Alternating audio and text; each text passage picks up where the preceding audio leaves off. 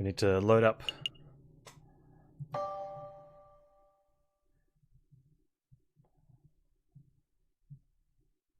So hopefully this should be from the most recent save.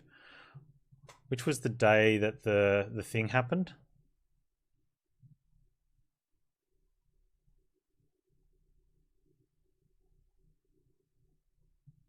Which was the one we go into the catacombs?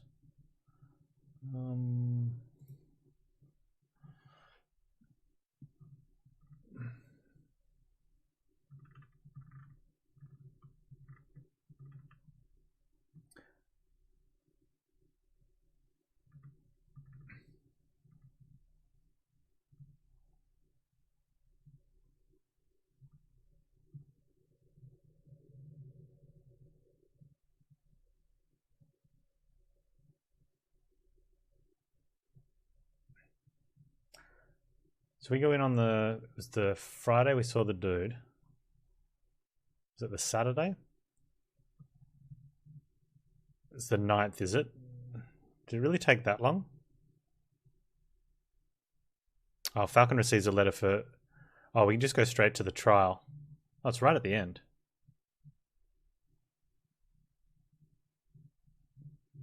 Yeah, okay.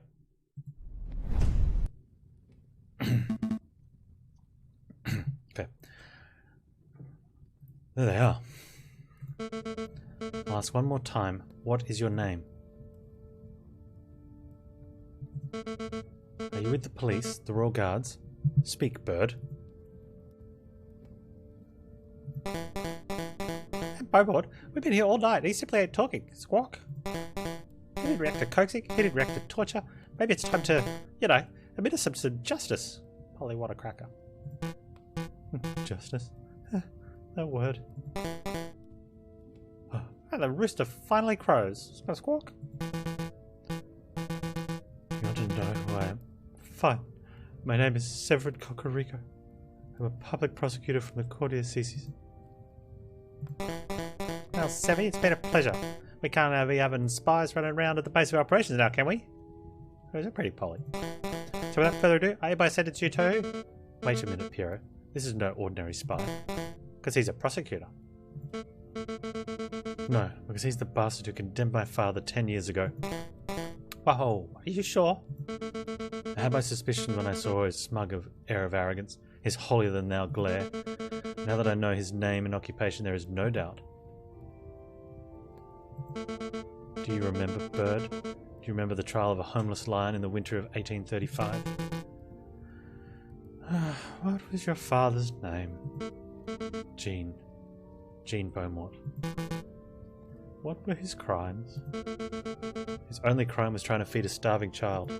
He took a handful of vegetables from a grocer's stand, not out of greed, but out of sheer desire to see me survive.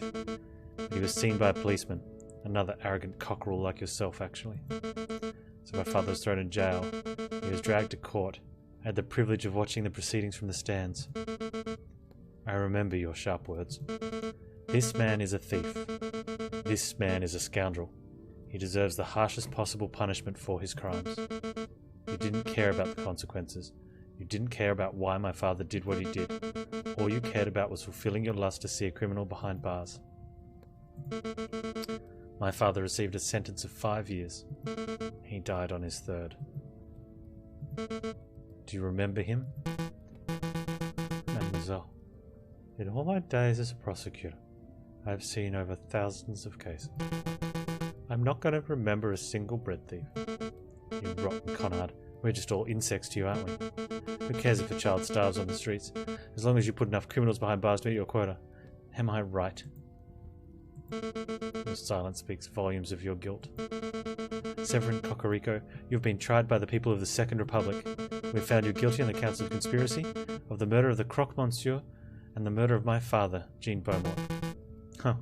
I have been found guilty. Mademoiselle, if you're to shoot me so you can fulfill your revenge fantasies, then by all means, shoot me. But don't pretend for a moment that this mob resembles a court of justice in any form. Court of justice? Now there's a contradiction. Bird, you know nothing of justice. Frere Remus, read this man his last rites. With pleasure, madame. Falcon, we have to make a move. Say something.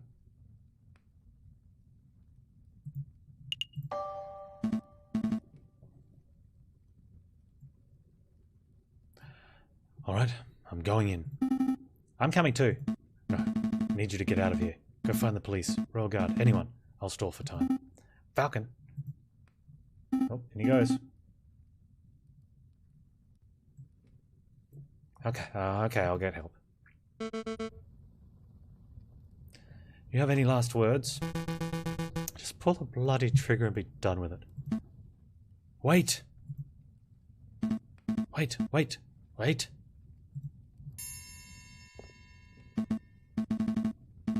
He's right. This is a terrible trial. There's no evidence, no defense, no examination of the facts. You dragged a man off the streets and decided his fate based purely on your own prejudices and whims. Who the clock does this bird brain think he is? I'm this man's defense attorney. I'm J.J. Falcon.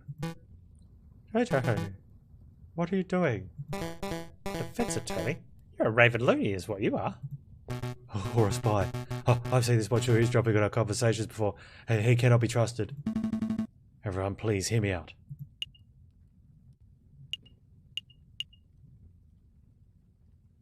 This isn't going to work.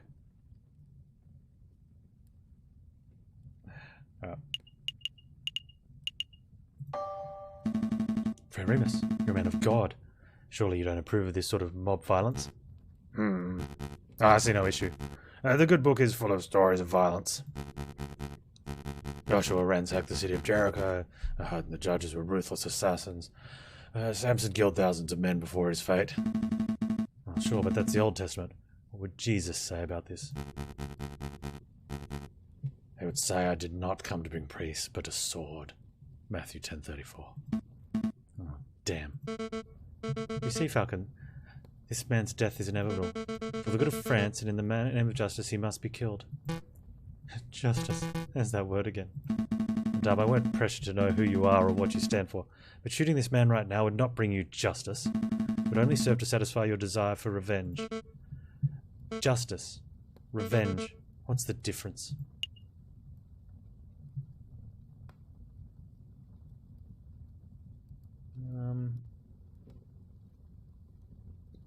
Let's just go due process. Fairness? Fairness? No. Yeah, fairness. Due process. Due process, madam. And following an organised chain of events, justice ensures that both sides have a fair and balanced trial. My father did not receive a fair and balanced trial. And this is your opportunity to show the rooster how it should be done. Snap. Madame, not entertaining the words of this heathen. Fine, Falcon. We'll play this your way. We shall have a formal trial for the murder of the Croque Monsieur. Excellent. Shall we head back to my office and file the necessary papers? Don't take me for a fool. Your walk is right into a trap, and we shall have the trial right here and right now. Right here, in the catacombs. It's as good a place as any. I suppose we'll be needing a judge. I volunteer! No thanks, Piero. We're trying to form a courtroom, not a circus. Aww. Just go see how the security's doing, Piero. We don't want any more spies wandering in. Right, Dio. Perhaps I can help, madame. You know that I'm a pious man after all. Okay, Remus. You can be our judge and I will lead the prosecution. What about the jury? With due respect, I don't trust your peers to be impartial. Look around you. As we speak, we're being watched and judged by countless dead men and women. They shall be our jury. It may work as a metaphor, but in practical terms, it is me you have to convince, Falcon. Convince me that this bird is not guilty. After all, I am the one who holds the gun. Now it looks like we're ready to get started. The trial of Severin Cocorico is underway. He stands accused of the murder of the man known as the Croque Monsieur in cold blood. Madame Beaumont, please explain the details of what happened. Very well. Last night at the stroke of midnight, 2 gunshots were heard on the Rue de Marmosets. Piero alerted us, and we managed to arrive before the police did. On the scene, I saw the man known as the Croque Monsieur, a good friend of ours, lying in a pool of his own blood.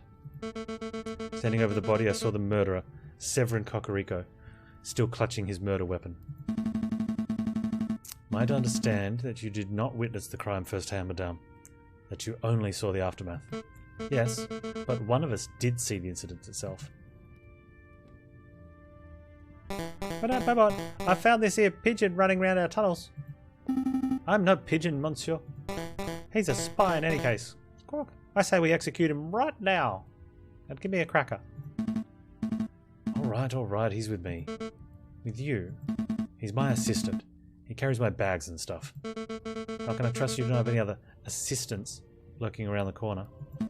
No, madame. Then take your lackey out of my sight. Psst, Falcon.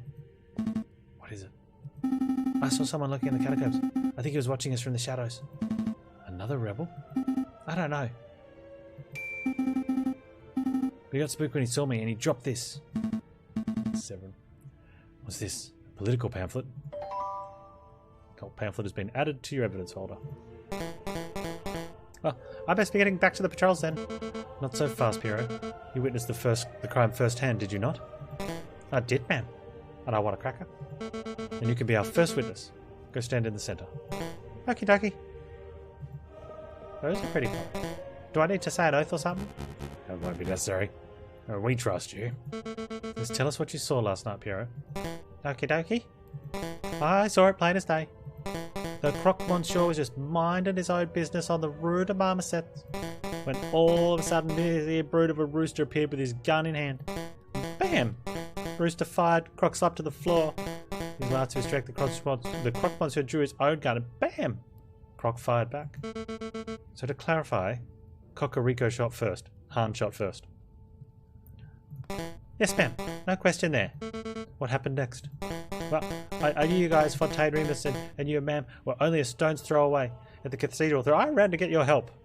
And all right back on the scene maybe a minute after, and I had left it. And there I saw the dead croque monsieur and the murderous Severin Cocorico with my own eyes. Thank you for your report, Piero. It's nothing, ma'am. You see, Falcon, Piero's not the sharpest knife in the kitchen. True that. But he is honest to a fault. I would trust his word with my own life. I don't doubt the man's honesty, madame. Nonetheless, I'd like to cross-examine the witness. Cross-examine? What does that mean? I don't claim to be an expert of the law. That was always my brother's role in the family. But I think a cross-examination means Falcon would like to waste our time by asking pointless questions. Actually, it means I'd like to make sure Piero's story holds up under scrutiny. Yes, I will be asking questions. But only questions that directly relate to the case at hand. Clearly pointless stalling tactic, madame. Shall we put an end to the trial? No, we will let the bird have his little cross-examination. I'm warning you, Falcon. Don't mess with me. I won't mess with you. If I get the slightest inkling that you're rambling to stall for time, I will end this trial on the spot. Do I make myself clear? Start questioning Cocorico's shoe size or the colour of the croque monsieur's underwear, and I'll lose my patience. Yeah, I get it.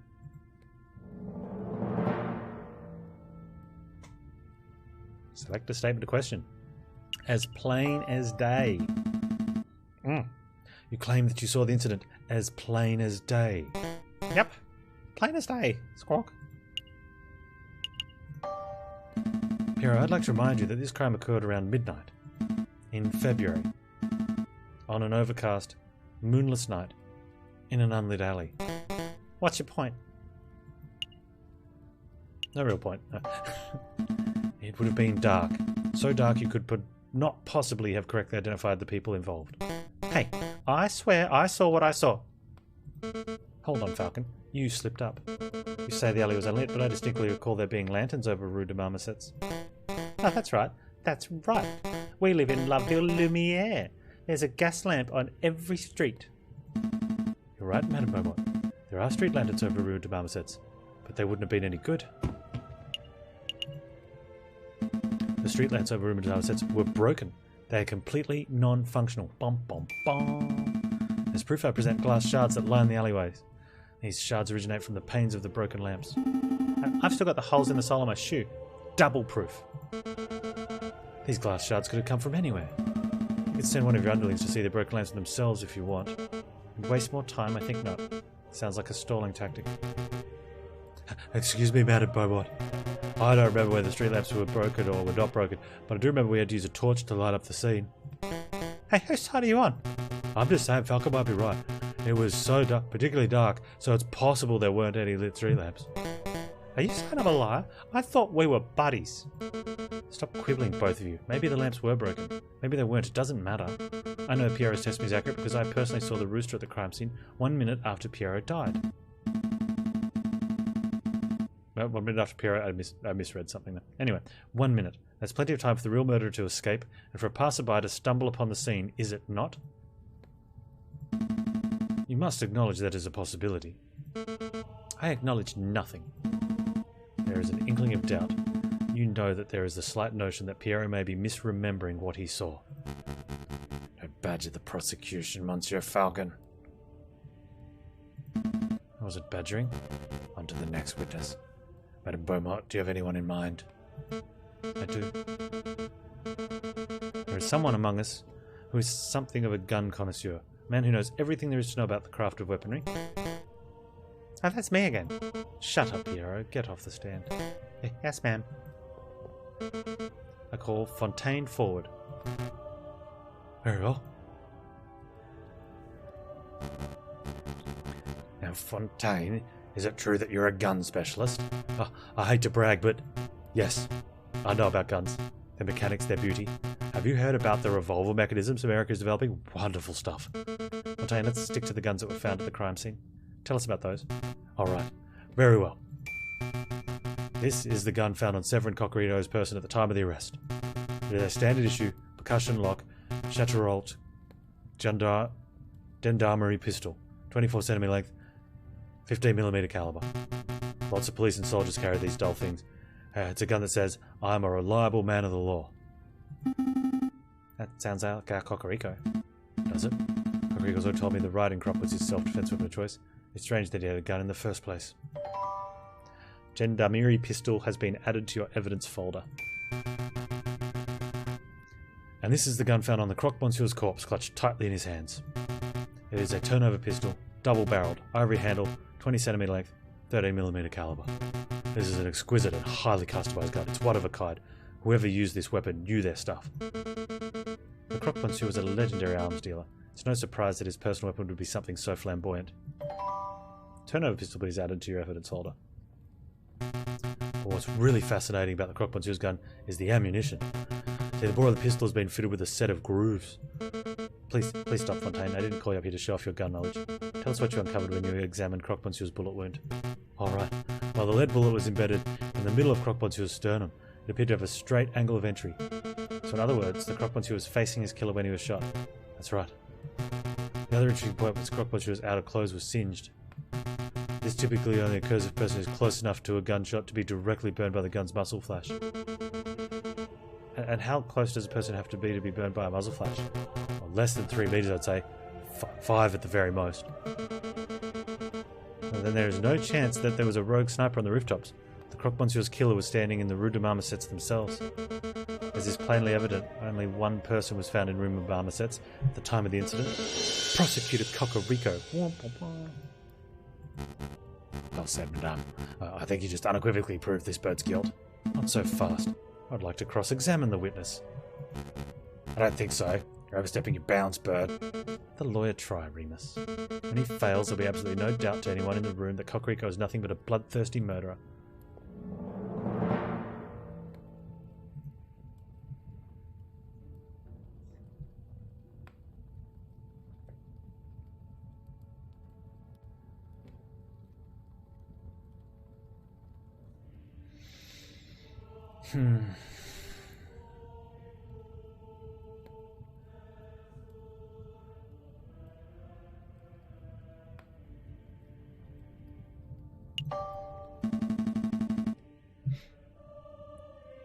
Fontaine, about the croque-monsieur's turnover pistol.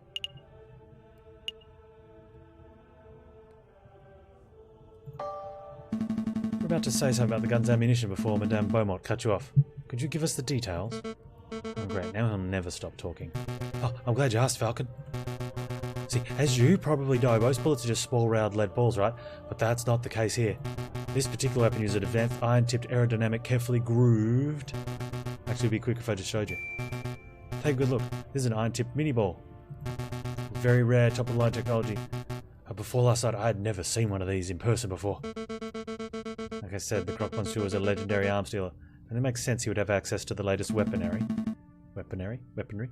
Where did you find this bullet, Fontaine? In the turnover pistol's chamber. Mini-ball has been added to evidence folder. Hold on, I'm confused.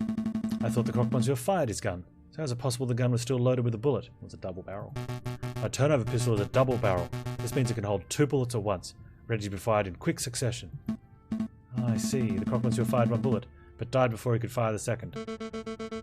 I trust you have no more questions about this matter, Falcon. We've wasted enough time already. Not yet. Where is the other bullet? What other bullet? The fired mini-ball. There were 2 shots that night, remember? One from the assailant and one from the crocodile. Oh, I scoured the scene for a couple minutes, but I couldn't find it. It's a pity. It would have been great to have 2 of these magnificent bullets. Madame Beaumont, did you find the fired mini-ball in Cocorico's body? In his body? You're asking if Cocorico was wounded by the bullet? No, that much is plain to see. So again, I must ask, where is the fired mini-ball? We don't have any clue. What are you trying to get at, Falcon? Isn't it obvious? The bullet was embedded in the alleyway wall. It wasn't embedded in Cocorico. Well, if it wasn't in the alleyway wall and it wasn't embedded in Cocorico, that means... the bullet hit the murderer, the real murderer. It must still be embedded in whoever attacked the Croque Monsieur. Ludicrous notion. Makes perfect sense. A double-barreled turnover gun, the missing bullet... Fine, I'll humor you. Let's say a bullet did indeed hit the real perpetrator. What of it? It's only been a few hours since the shooting. Presumably the person will still have the bullet lodged in them. And the person with the unique iron mini-ball embedded in them, you'll find the real murderer. That's reasonable. We don't have time nor resources to search every citizen of Paris to uncover an injured gunman. We don't have to search everyone in Paris. I believe the murderer to be someone in this very room. Oh, you think we have a traitor in our ranks? I do. This was obviously a planned attack. Someone invited Cocorico and the Croque Monsieur to the same place at the same time in order to create a setup. Only someone with a rebel's connection could engineer such an event. This is ridiculous. Are you really saying that someone in this room was shot last night? That's clearly untrue. A bullet wound can be concealed. Perhaps if you were all to take off your shirts. No, I'm not having everyone in the room stripped down to their knickers just to cater to your outrageous theory. If you can think of a more reasonable way to prove your stray bullet theory, we can end this damn trial here and now. A more reasonable way? I have a more reasonable way. What are you thinking, Falcon? Isn't it obvious? We have the perfect way to uncover whether someone has been shot. It's a genius solution.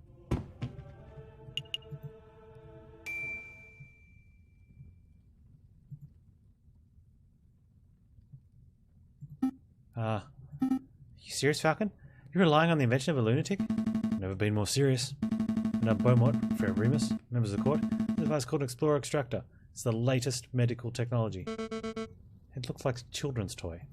I assure you this is no toy. It was designed to find and extract metal embedded in bodies. A battlefield bullet finder and remover, if you will. I'm intrigued. So you're saying that just with the swing of the device around it finds a bullet in a person? Yes, sort of. I don't know, we haven't had a chance to practice with it, really. Madam, these birds are playing you for a fool. There is no way such a device exists. We've seen this device work with our own eyes. Sparrowshins will demonstrate. With me, although he'll need something to demonstrate it on.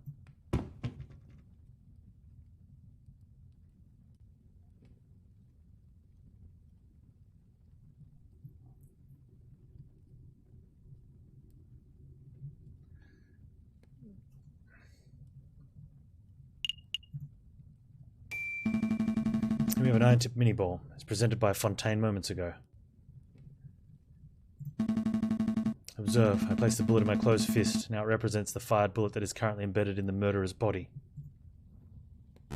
Allegedly. Now Sparrowson will demonstrate what happens when my hand is scanned with the Explorer Extractor device. So I just do this and... it's humming and buzzing. Is it really detecting that bullet? Absolutely. Oh, what an intriguing device. Hey, what would happen if I were to hit the extract button? No, don't do that. Please don't. You remember what happened to that steak, right? My, what does that feel? It feels like power. Let it get to your head. Okay, I'm convinced. By comparison, may perform a cursory scan of each with that device of yours. You must stop humouring these morons, madame. What good is this doing? Remus, they may be morons, but this test will grant us certainty of the rooster's fate. I can afford that time. Hey, Falcon, what will happen if the murderer is someone not present in this room? Most likely isn't. What? I thought it was Silvius. I'm stalling. Falcon. Get a move on, you two. I really must express my displeasure that you're going along with this farce, Madame Beaumont. Let us end this trial right here and now. You get the justice you so crave. Don't worry, Remus. My patience for this bird brain is wearing thin, too. When this asinine scheme of his fails, he will face the consequences.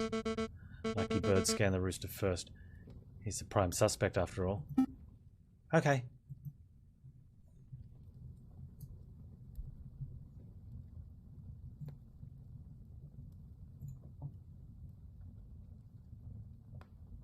I'm not getting reaction. It means there's probably no bullet lodged in Cocorico. So he's innocent for sure. No. All it means the bird is not shot by a hypothetical bullet. Don't forget this is all speculation on Falcon's part. Madame, I must insist you end this. It is a fool's errand. We have other matters we must attend to. Remus, you let me worry about our time management. Piero, you go next. Alright. Get it over with. Polly wants a bullet test.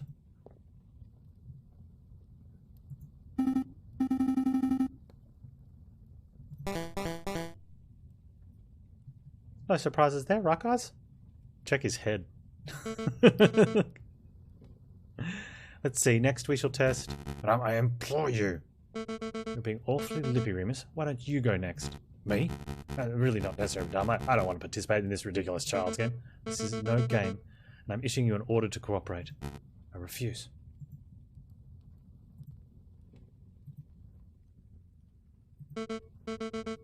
Piero, please restrain Remus. With pleasure, ma'am. Squawk. What are you doing? Keep your filthy talons off me. I will not be manhandled by... Dunk. He got donked. Oh, stop that. You're making a mistake, madame.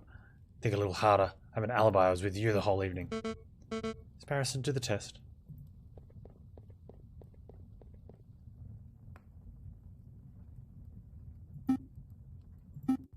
Falcon. I'm not getting any reaction.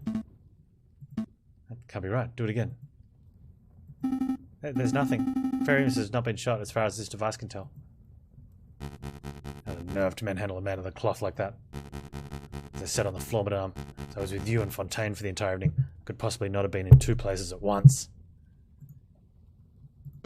That's true. You were sitting in my line of sight exactly when the murder was supposed to have taken place. As was I. Right, Fontaine was sitting with us too, so that rules him out. And I know that I didn't perform the murder, obviously, which means that every suspect has been accounted for. Go sit down, lackey. Your job is done. Uh-oh. But we know Silvius is in the catacombs. You realise what this means, don't you, Falcon? Your little test failed. Your hypothetical bullet theory turned out to be unsubstantial speculation, pure guesswork. Shall we end the trial, madame? Wait, there must be someone we're not accounting for. I just know it. There is someone else who could have been the shooter. Where are you, Judgy?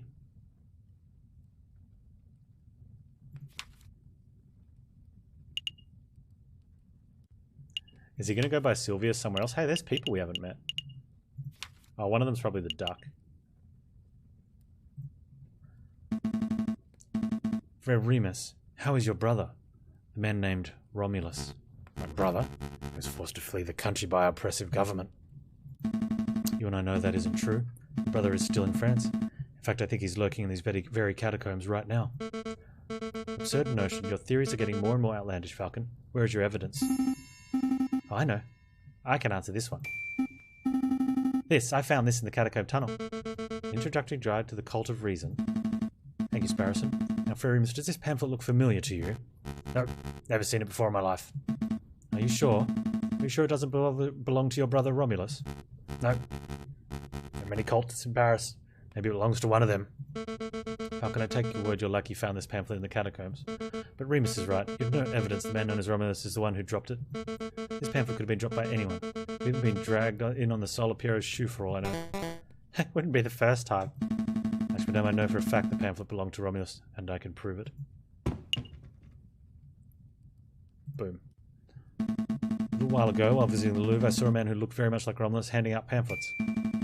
As you can see, the pamphlet from the Louvre is identical to the pamphlet from the catacombs, except for one important detail. Romulus signed the Louvre pamphlet himself. Bum, bum, bum. Oh, no way. My brother wouldn't do something so foolish. You see, right here on the cover page, it is Romulus' signature. I admire your tenacity, Falcon, but something is blatantly wrong with your evidence. We know that the brother of Fair Remus is named Romulus, but this Louvre pamphlet of yours is signed Silvius. Clearly an alias. Romulus is run from the police, so he must have changed his identity. That's a plausible theory, but it's unsubstantiated. How do we know this pamphlet was signed by Remus's brother? This fountain pen. Hey, where did you get that? Is it my brother's or mine? Wow, Remus. Your mouth is almost as big as Romulus's. Anyway, I believe it's yours. Sparrowson happened to find this pen in your robes just a few days ago. You mean he stole it? Let's not argue over semantics. What's important, and what you just admitted, is that you and your brother both owned pens like this one. See, these pens are unique in that they contain green ink. A very unusual choice of ink colour. A very evil choice too. Oh yes, but more importantly, the same ink that was used on this signed pamphlet. Since there are only two pens, there are only two possibilities. Either Fair Remus has been signing off on an atheist, cultist propaganda. I would never do such a thing. Or his brother has been using an identical pen to sign cultist propaganda, the same type that was found in these catacombs. Impossible. My clumsy oaf of a brother lost his pen a week ago. Oh. So then the only explanation is you lent him your own. No, you see, it doesn't matter how you cut it, Friar. One way or another, you and your brother are tied to the cultist pamphlet. Admit it. Confess. Falcon, enough. You've made your point. You're asserting the Friar's pen ties him to the cultist pamphlet. I get it. This is all tenuous, wouldn't you say, madame? No question. Falcon suggested a theory that hinges upon a theory that hinges upon yet another theory. It's not hard proof by any measure. He may very well be wrong, but at least he's logical.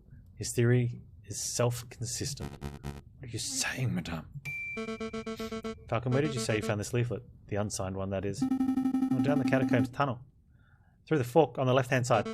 Fontaine, Pierrot, go see if you can find anyone dawdling where they shouldn't be. Yes, madame. Yes, madame. Fork.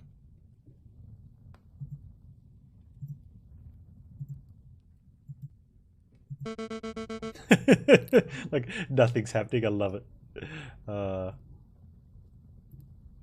In a moment, one of two things will happen. Either Pierre and Fontaine will return empty-handed, in which case I have no choice but to execute Cocorico. And then I would have to execute you, Falcon, and you, Sparrowson. Us? Because of what you've seen tonight, although admittedly that's a problem, because your lies would be treasonous to our new republic. I didn't sign up for this. Or, Pierre and Fontaine will return with a prisoner in tow, in which case, we will be free to cut Cocorico down and skedaddle. Surely not, madame. I'm not going to let these three just walk free after everything that's happened here. Remember what this rooster did to your father. Hold your tongue, Friar. It turns out you've been deceiving me all this time. Man, Beaufort, look who we found. Ow, ow, stop shoving me. I can walk myself. Uh-oh. Uh-oh. Well, well, well. We really do have a ghost in the catacombs. Introduce yourself, Wolf. Very well, mademoiselle. My name, Madame. Right, Madame. Whatever. My name is Silvius. Don't you mean Romulus? That alias isn't fool anyone. Your Honor. Right, I'm Romulus, twin brother of Remus and loyal servant to the rebel cause. That's the whole truth. He's telling the truth, Madame. Long live the Second Republic. Right, guys? I have a lot of questions, both for you, Romulus, and for you, Remus. I don't appreciate being lied to. It seems that you have your hands full, so we'll just be taking our leave. Not so fast, Falcon. Your theory is still unproven. If it turns out Romulus has no bullet in him, then you would have no evidence that implicates him in the Croque Monsieur's murder. Cocorico would still be the prime suspect. So we'll do the extraction part in a different area from where the entry wound is. The furthest possible point from the entry wound, yeah? Cocorico would still be the prime suspect. But bullet? In me? Ha ha ha! What are you guys on about? Spare me. Fontaine, hold him down. Hold me down? Boink. Get donked on. Ow, ow, ow, ow. Sparrowson, do your test. I'm on it.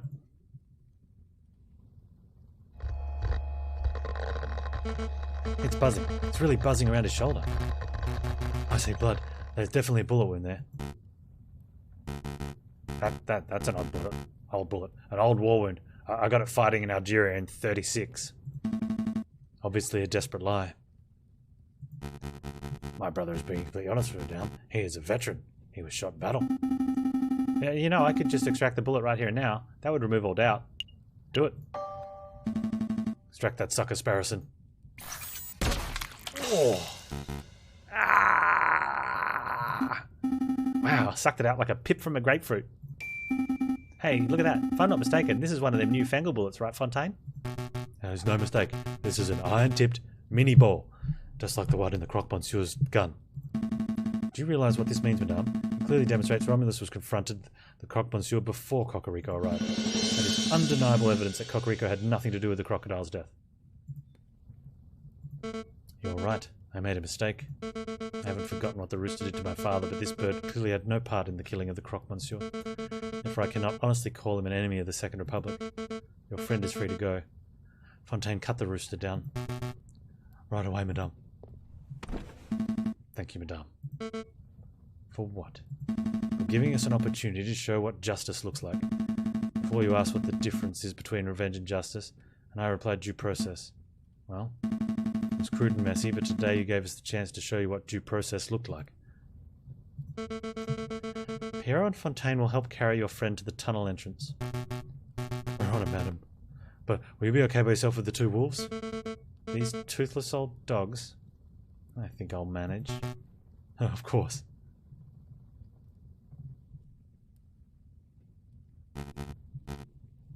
Come on, brother. To your feet. So, cultists. Cultist is a strong word. Listen, mademoiselle. Don't mademoiselle me. I shall be asking the questions here. Tell me, friar, are you a cultist too? Madame, I'm just a humble servant of God. Ugh, you never realise how poisonous your words are. You've been spewing lies since the very start, haven't you? Oh, madame, please tell me why you two killed the Croque Monsieur. Because... Allow me, brother. Want to know the truth? Not exactly the same thing you do, as you. We want a world without class, a world without false rulers and gods, a world where only reason of man reigns. A world of true equality and fairness. That is what you strive for, no? But you cannot achieve such a goal without violence.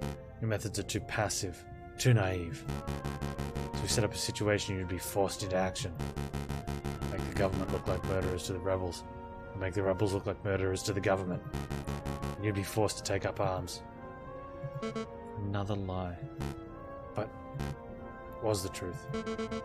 You claimed that you want equality, but you just want a world where you stand above everyone else. A world where carnivores reign. You're a rabid animal at heart. Huh? You got me. Can you honestly say that you never wanted power for yourself? You're a carnivore too. Don't deny it.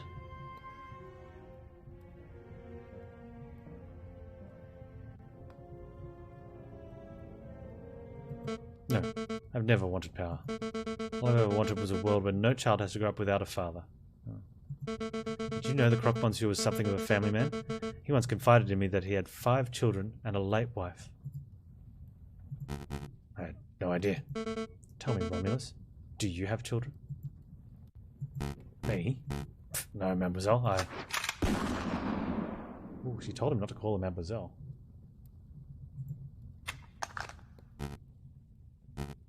Brother! Oh, because he had no children. He's like, no, I don't have children. Okay, fine, you're dead. As for you, friar, get out of here. You aren't going to kill me? No, you ought to. You're the worst kind of person. A man who'll cling to any ideology to claw his way higher. But I know you weren't the one to pull the trigger on the croque monsieur. Maybe there's a slither of goodness left in you. Aye. Aye. Go.